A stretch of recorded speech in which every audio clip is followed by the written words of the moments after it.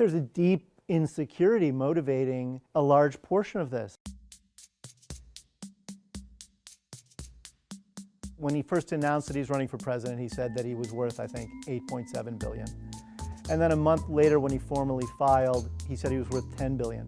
On one day in August in 2004, he had told me in the morning that he was worth $4 to $5 billion. And then when we talked about it later in the afternoon, he was worth less than $2 billion. When we litigated in around 2004 or so, at a time when he was telling me that he was worth $5 to $6 billion, his own bankers thought he was worth $788 million.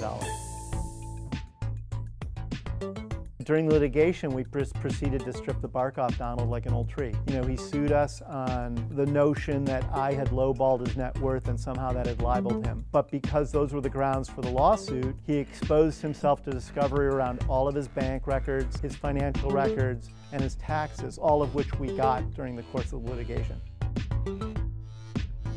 I wasn't surprised that he appealed because the court ruling against him was so brutal that I think to either save face or to hang on to some notion that he could try to squeeze some sort of a win out of this thing, he appealed. But then, of course, he got crushed again on appeal.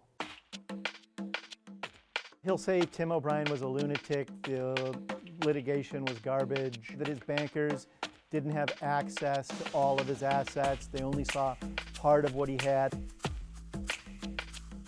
He has come to understand that the more he exaggerates or gilds his success or his projects or his accomplishments, the more attention media pays to him. And the reality is there's very few parts of his life that he hasn't exaggerated, whether it's his track record as a businessman, his wealth, his traction as a political candidate. He thrives in the spotlight. He has a hunger for the spotlight that is almost addictive. And he's his happiest when people are paying attention to him.